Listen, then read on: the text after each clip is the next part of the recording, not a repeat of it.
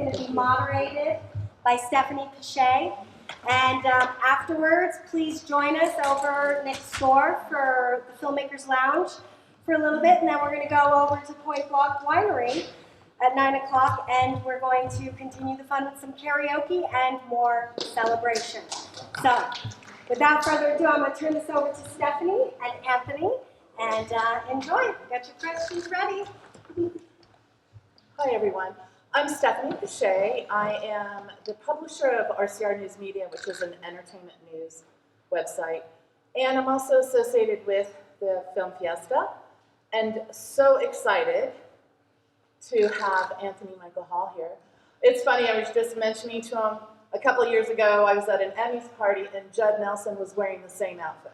And then I had the other half of that story. When he auditioned for the role, I was actually in the room because I kind of was in with John Hughes at that moment, and he walked into the audition in the same outfit. So I don't think he's gotten any new clothes. And he's kind of method. No, that's great. No, thank you all for watching and being here. This is such a treat, not only to screen the 3 films that Anthony did with John Hughes, but to have you all here to not only listen to some of the questions I asked, but also have questions for him. So, anyone in the audience have questions that you'd like to ask Anthony Michael Hall? How many of you have been fans for years? Oh, I think all those hands need to go up. What's your favorite film? Everyone shout that out right at the same time. 3, 2, 1. Oh, cool. Who has seen Halloween Kills? Yeah, great. Thank you. Who loved Halloween Kills? Did you have fun? Oh, great. Oh, yeah. Thank you. Who's going to see it? Who's going to see it? Oh, yeah, everybody. Awesome. Okay, so I did see a hand for a question.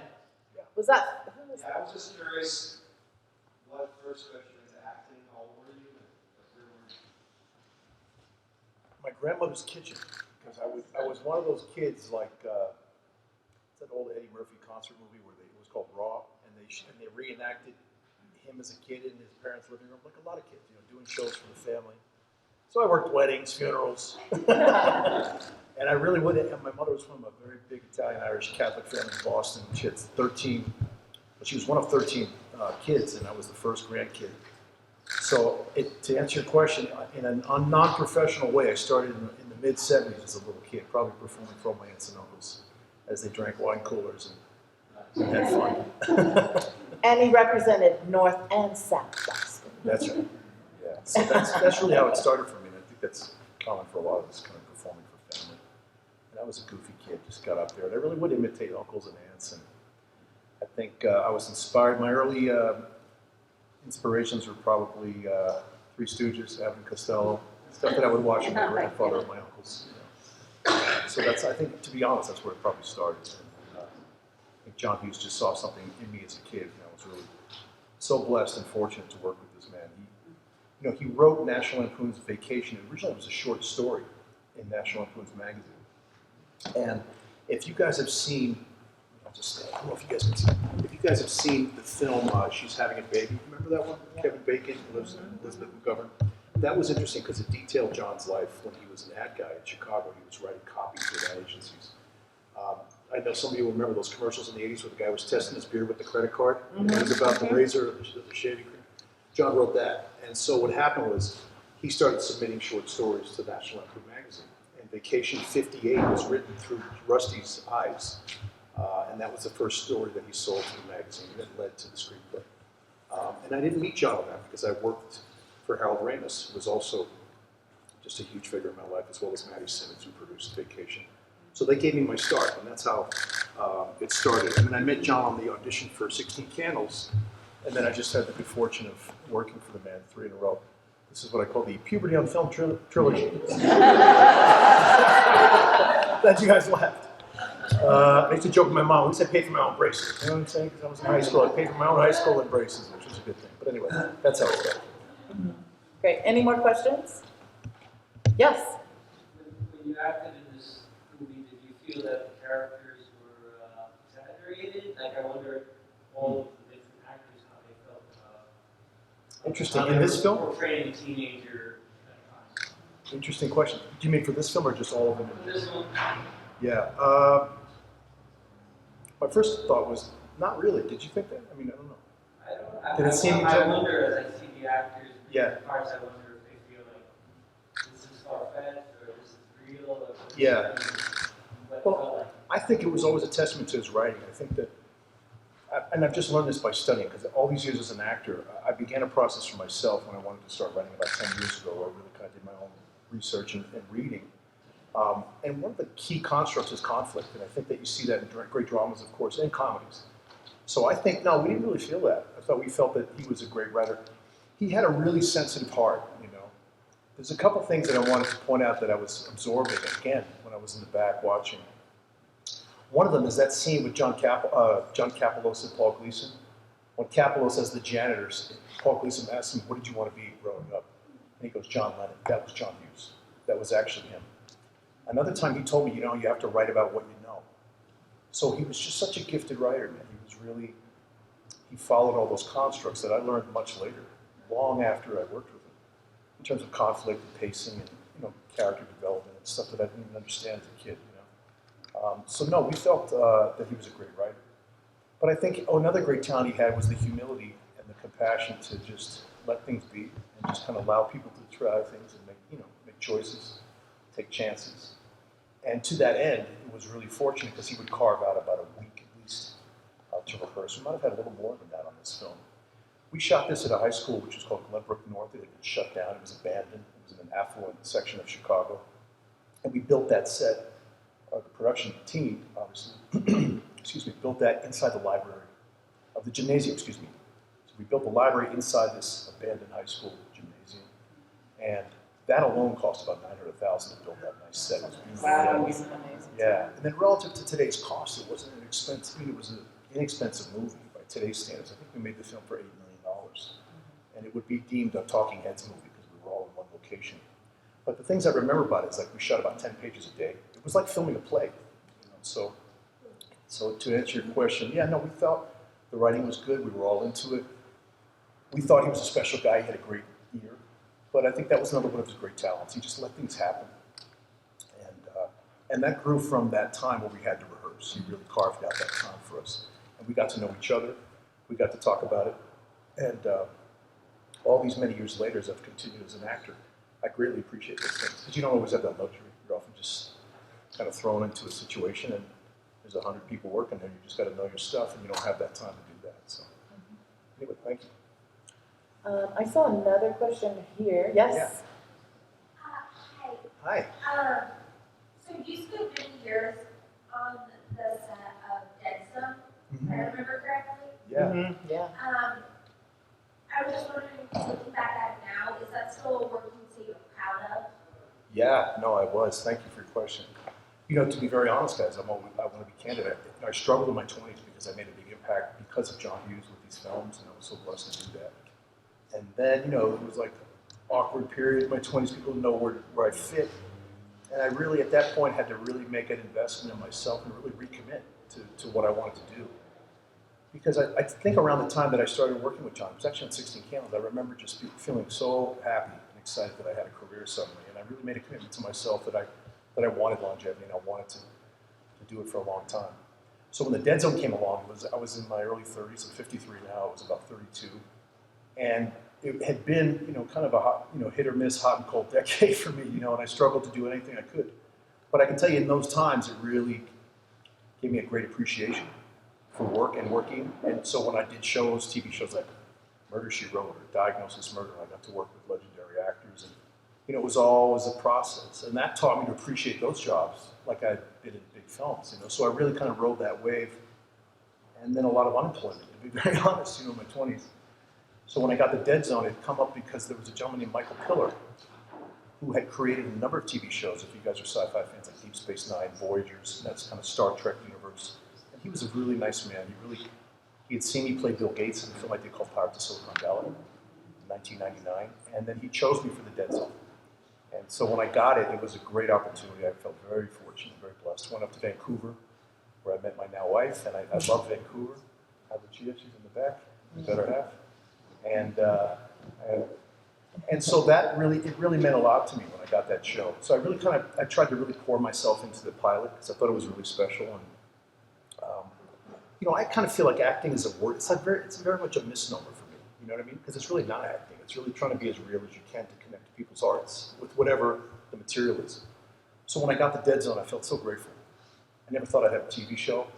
The pilot aired, and it kind of broke records in that time frame. This is 20 years ago now. And then it led to the show. And it was a very grueling, very intense process. I think it was working on a TV show, I'm sure you guys know. It's the same skill set as if you're working on films, the same hours, sometimes even longer, 12, 14 hours a day. And it was really exciting, really fun for me. And I think I really grew as an actor playing that part of Johnny Smith, the Stephen King character. For a few reasons. I think some weeks I would look at the scripts and it, to be very frank, it seemed kind of corny, and I was like, wow, okay, Johnny saves the world again, it's kind of goofy. And then other episodes I felt it was very cinematic and cool. So I had kind of a double-pronged commitment to myself. I had two ideas. I said, just try to make each episode better than the last in terms of my own commitment. This is like my own self-talk. And then I also reminded myself to treat each episode like a $50 million movie. So I learned so much, and I learned a lot too about leadership because I became a producer on the show, and it really required so much of me. I was there all the time, just like the crew, and we were really grateful. We had a great run. So, thank you for your question. Okay, movies? Yes. Film or television? What's your favorite, or which would you prefer? Well, it's interesting because at this time frame, it was funny that many people, everybody would kind of look down at television. I remember reading in this interesting book called Directors on Directing, and they interviewed the great Orson Welles, and he was contrasting the two. This is probably the 70s. He was interviewed by Peter Bogdanovich, and he said, the movies, just like this moment, is great. You kind of go into the dark with a bunch of strangers or friendly neighbors, and it's a temple-like experience. You look up at the screen, and you experience something with a group of people, and hopefully the suspension of disbelief is there, and you just get into it. Right? So in this time frame, I remember, it was a time when people were transitioning. Sitcom stars were becoming film actors and yada, yada. So my point of all this is just to say the lines, God bless you, the lines have blurred in all these years later. And so as we know, there's great filmmakers doing stuff on television. And so it's kind of like not a big deal anymore. But then, honestly, I do remember there was a time when people kind of like looked down on it. So back to Orson Welles, he said about television, now again, this is 40 years ago. Everybody has a TV, and you enter a living room and you kind of look down at the television, and he had a different take on it. Now, obviously, the world has evolved. It's the 21st century, so everybody has home screens and big home theaters and that kind of thing. So it's a different thing. But I think the work, now we see the lines are blurred, because on streaming, there's great filmmakers making television shows. I think that we would all agree the last 10 years, television and streaming quality television has gotten so much better. So it's interesting, But there wasn't, even as a kid, as a punk actor, I remember thinking, I don't made my life on it. I've made my career in TV, So I really have learned to appreciate both, and I'm grateful. And it's now, as you say, blurred. Yeah. Because we are, Right. able to. John, is that you? No, you're right. The lines are blurred. We all kind of, when we're lucky enough to work in our industry, Right. kind of straddle those. So I think it's cool. It's actually less of a deal now, which I think is really cool in a way. Theaters are, though, so amazing to come into, especially when you have the El Cortez Yes, getting it's restored for beautiful. the town. And it's so amazing. I'm so excited to be here for this weekend. Any other questions? Yes. Yeah, well, for one, I thought the Breakfast Club was great when I saw it. I'm 53 as well, and I think it held up great. Thank you. This week, I really appreciate seeing it on the big screen again. Thank you very much. Thank you. One question I have about the Breakfast Club, or even any other films, is, but especially the Breakfast Club, it seems like there's so much cut together that had to have been so strung out, Yeah. Were there scenes that got cut? She's no longer with us. She was one of the greatest editors ever alive. So to what I think is your point, we shot over 100,000 feet of footage, and this is from the film days, right? So it's film cans. And typically, as you guys know as filmmakers, or if you don't, like the editor's brought on early, and they're kind of assembling as you're shooting, typically. So because we had this great talent of Dee Dee Gardner, now just to tell you guys some of the projects she had done, like she cut Serpico, Dog Day Afternoon, Reds, I mean, just really classic movies. And she was brilliant. And she was, for John, he was 35 when he directed this. Dee Dee was probably in her late 60s, so she had a great maturity, a great presence.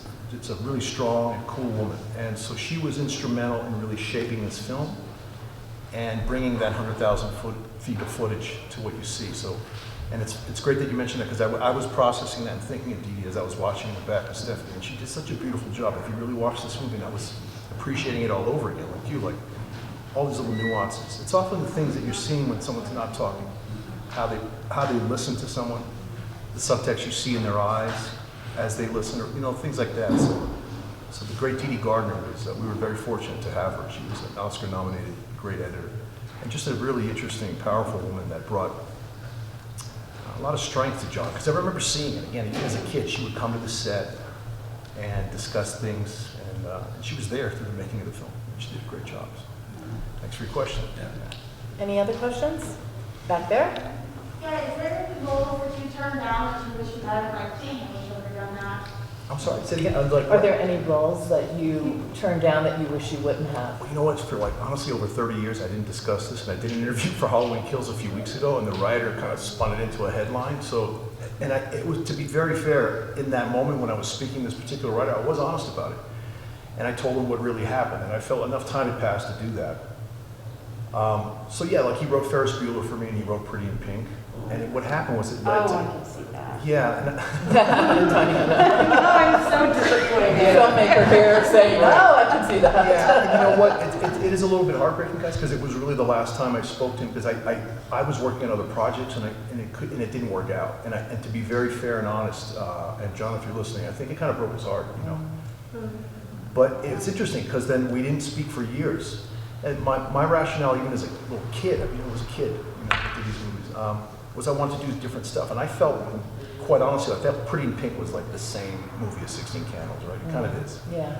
But I don't like to disparage anybody, and everybody deserves success, so good on them, And the truth is, Ferris Bueller, that was written for me, and that one I did want to do.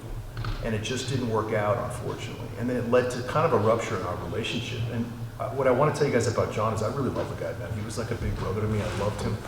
He was always laughing, always inspired by music, always willing to dialogue with you and to kind of cultivate the relationship with you for your role. And he was always willing to try things, and he was just like the greatest, And I often spent many a weekend with his wife and his 2 kids. I was like their third son. So in that interview, back to your question, yeah, I kind of shared the truth with that writer, and then it led to a bit of a headline, in the last couple of weeks at whatever outlet that was. And so yeah, that's actually the true story. So I didn't do those films, and I felt bad about it. And then I think John, to be very honest, back to this story, it applies. He's actually does the cameo at the end. He's the one who picks me up in the car. He was also the one who was kind enough to let my mother and my real sister play my mother and my sister at the beginning of the film. How cool. I mean, all these little details, But I think not unlike, back to that John Lennon reference, he really was a big kid. I think that's what made him a great writer. He always had that ear, and he had a very sensitive heart. And I think as he gained success, it freaked him out too, even though he was a man in his mid-30s. Because here I sit at 53, and I realize now, like, wow, he was a young guy then, even though we were kids. He was only in his mid-30s. So anyway, that's my long answer, sorry. Yeah. So I'm curious, now years and years later, have you had the chance to reconnect with the other actors in the ensemble from Breakfast Club? Yeah, occasionally. Like I saw Judd Nelson. I did a thing a couple years back. It was like a private signing we were both at, and it was great to see him. Seriously, that's the truth. That's so funny that he was in that work. He did come to the audition dressed like that. And I remember there was other actors like Billy Marty from The Lost Boys, other people that were screen testing. We were at Universal in New York. And Judd walked in, guys, no kidding, like the jacket, the boots, bouncing the ball, the gloves. He still walks into rooms that way. Yeah. Molly, I saw her a few years ago. We did a signing at one of these Comic-Cons in Florida. That was fun to see her and her husband. She's a great mother now. She has 3 kids. And Allie's a sweetheart. I love Allie's performance in this movie.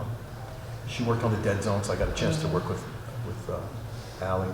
The one missing factor, it's almost like a Where's Waldo, is Emilio. You know, Emilio kind of decided as if he became a filmmaker, as you guys know, he's made some good films, and he kind of does not identify as an actor anymore. So I was a little saddened back in 2010 when Mr. Hughes passed, because we had this opportunity to go to the Oscars, and they paid tribute to him. So a bunch of us were there, and that was really cool. And Emilio was a great guy. I have nothing negative to say. He just doesn't really want to be associated as an actor or to this film or whatever. And I respect that. It's just his thing. Yeah, thank you. Anybody else? Was there any role that ever really just consumed you, or you got into really deep and it just consumed you? Thank you. Yeah, there have been a few. That's a good question. When I played GAite, definitely. Because what I did is I immersed myself in all the biographies. I read everything I could about him. I got so consumed in it, actually, I read things like you wouldn't even expect. Like, he always had Porsches. He was from an affluent family in Seattle. He was always like getting tickets. He had sort of these interesting body languages. We're almost on the Asperger's spectrum, right? So I was pulling all these details about him. The producer, Nick Lombardo, paired me with a great acting coach named Steve Bridgewater, who was a writer and an actor. And he coaches Depp and Pitt and a lot of actors that I've worked with, actually, those guys now too. So I really was immersed in it. And that one was about 6 weeks we started working before we started shooting Pirates of Silicon Valley back in '99. This is a funny story, I'll tell you guys a quick one. So the first session with Steve Bridgewater, we meet at TNT offices. And I'm excited, I'm working with my coach, and I'm playing Bill Gates. I was pretty overwhelmed, but so Steve pulls out a tampon at the beginning of our session. I go, and I'm thinking this, right? Like, you guys are now like, why does this guy have a tampon? What did he bring it to the session for? He proceeded to explain why. Well, my wife gave this to me. He starts opening it up and cutting it up. And we both agreed that Gates had this kind of Kermit the Frog type of voice, guys, you know? The internet. You know, like, I'm somewhere like a few shades back from that. So Steve suggested or recommended that and he started cutting up pieces of tampon, and I would put it in my nose. So there are scenes in that film where I had that in my nose, so that was pretty, you know, I was pretty absorbed in it. Pun intended, sorry. But then it was interesting because then it got to the point where it was a little bit of annoyance to, I think, the other actors, because one of the things I would do was a little bit of a trick. I'd be listening to him back in the days of Walkmans, before the iPad and iPod. So I'd be listening to Gates as I was driving a set, probably speeding. So you see this progression into method. In your Porsche. I was in the Porsche then. I was driving a Celica. But then I would listen to him, and I would, you know, sometimes there's little tricks, and I've learned over the years to cultivate it. It's really just for my own concentration. So I would listen to Gates. I'd bring the books to set and share the details about Steve Ballmer and different Microsoft employees and different things that we went to. So all of these things, I'm just painting a picture with, you know, I was definitely absorbed in playing that part. One of the things that was really interesting is when I sat down with Steve Bridgewater at our first session, that meeting at TNT, he had a legal pad before the tampon came out. And he said, we're gonna make a list of goals. And right in that moment, I felt like he was like a high school coach, right? He was just like, okay, great, I knew what he was doing subconsciously. So he goes, what's your first goal? And I said, no, he said, here's the first thing. It was a great question. He goes, when people see this film, he goes, do you want them to see you or Bill Gates? I said, Bill Gates. And then the second thing, he goes, well, what's the second goal? I said, off the cuff, I just said, I'd love it to be nominated for Emmys. So he, in that moment, was helping me maybe self-hypnotize or hypnotizing me into creating a plan, in a sense, you know. And that was very helpful, and it did get nominated. And I felt proud of the work, and it was an interesting film. The other two that come to mind, I did a movie about 6 years ago called War Machine with Brad Pitt for Netflix. And there again, I was very much absorbed in it. I don't really want to speak to the politics of it or get into any of that stuff, but yeah, and I felt like my directive or my motivation at that point was, there were two generals in that film. And to be very honest, the director and I were not butting heads, but he kept trying to like group me in with the bubble of the other actors. And I come from a family of military people, right? So I had uncles, my grandfather was in World War II. I understand that there's a pecking order, right? And there's a real system there and how it's created. So that, again, was another one where I got really absorbed in it, because I felt like I was also playing a general, but I was also very deferential to Pitt. I didn't lean on him. I didn't ask Brad Pitt questions. I kind of stayed in character. And there was a tonal shift in the film, because we went from at the outset making a war picture, and to be very honest, I think right before we started the picture, the producers and Brad, they all got a little nervous due to the politics inherent in that story. If you see it, it's based on a book called The Operators by Michael Hastings. So for that film, I again disappeared into it, and I treated him with the respect of a soldier, you know, even though I also was a general in the film. And so that was a great experience, but it also got to the point where I was, I think I was kind of pissing the other actors off because I was taking it seriously, and they didn't really meet me. So very few times in my career have I made that choice to do that, and it's really only to galvanize the work for myself. And I feel like if it was just a level of concentration for me, and so I just kind of stuck to that, you know, and that's my answer. Thank you. Okay. Nancy. I want to talk about the Breakfast Club, and I have a question that I think is pretty important. You were young when you did it, and I was young when I watched it. We all were. But to watch it again, because I haven't seen it except for that first time. This one, I'm sorry, I missed which film. This one? Oh, thank you. Thank you. Breakfast Club, sorry. I was moved to tears this time watching it several times because of the acting, and it didn't feel like anybody was acting. It felt so real.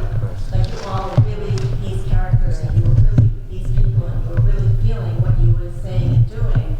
And you had already explained to us how the process happened, but now that you're grown up and you've watched, how many times have you seen this movie and seen yourself? And how do you feel about it now compared to back then when you probably watched it when you were young? And would you have done anything different?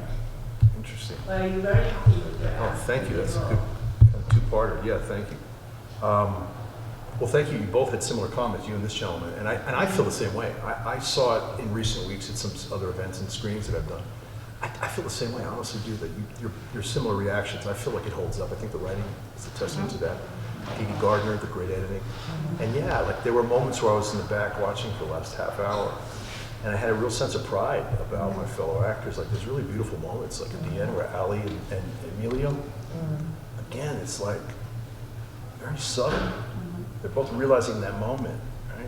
Like things that one actor's saying is resonating to the other in the context of the story. Like, shit, my parents are going too, you know, or the sort of isolation you feel, you know, not just the sort of grandiosity of youth, but it's also like the subtleties of these things. And I think back to John Hughes and the kind of man he was, I think he never lost that. And that's what made him so sensitive and at the same time a great writer. So thank you for that. What I do think different, when I look at myself, I feel like I'm looking at an embryo. I remember thinking that I was such an old, you know, person. But this is the old George Bernard Shaw, youth is wasted on the young. I think, you know, I look like I'm 12 years old and I was 16. So as time has gone on, you know what I mean? I'm like a bobblehead. And so as time has gone on, it's allowed me, there's a cathartic response to my own work because I realize I can now, like 35 years later, go, wow, give yourself a break, kid. Because I remember where I was at that time, and I was like, the pressure of the industry and all that other shit came in. So it was very interesting, so thank you for the question. That's beautiful. Thank you. Yeah. One more question? Yep. Well, I want to thank you for coming to our little town. It's Thank been you. such a blast. Thank you very much. Thank you all for being here. I would like to thank Stephanie. Great to meet you and talk to you today. Nani and John. Let's give it up for Nani and John. A beautiful community of people, and thank you all for being here and taking the time. Thanks. But did you have a question, or did you just want to say? Excuse me, I'm sorry. I thought she was wrapping up. I'm like, I'm over here. That's our boss over there. Nani and I's boss. Okay. But I'm changing my mind. Okay, gotcha. Yeah. I'm sorry, I didn't mean to step over the question. So I'm older than you, so I'm going to flashback to Chevy Chase days. Okay. Vacation, So I yeah. imagine working with him was quite an interesting adventure. Is he as the great comedian behind the scenes working with the actors as he is portraying when we watch the movie? And do you have a specific memory that you just stands out while you're filming? Okay, I do. Well, we were shooting. Well, okay, so this is interesting. It's a bit of a quick tale. I'll do a brief version. The original ending of Vacation did not work. They tested the movie, and here's what the original ending was. We get to California. We don't even make it to the park. And we go to what was this, Roy Wally's house. It was essentially supposed to be like Roy Disney, right? Or one of the Disney brothers. Yeah, Wally Ward. Thank you, right. So we go to the mansion, interrupt some, hoity-toity lunch he's having by the pool at his Beverly Hills mansion with the great Eddie Bracken and all these actors. We shot that ending. 6 months go by. The studio tested the movie, and all the remarks came back. They didn't get to Wally World. What the hell? You kind of, like people felt disappointed. So, excuse me. So then they brought us all back in 8 months later. We shoot at Magic Mountain. I meet the great John Candy, who was awesome. Chetty was about 3.5 hours late that day, they said. And again, I don't want to talk shit, but basically, I think the reaction I feel that you want me to, no, I shouldn't say this. John Candy was a lot more fun to be with. Even though I looked up to Chetty, I really did. And I think for the last 30 years, I would always speak about him as if I was Rusty. You know what I mean? But I worked with him on Community, and it was interesting. It was interesting. I'll leave it at that. Yeah, it was interesting. Yeah, exactly. Oh, by the way, thanks for coming to our little town. Thank you.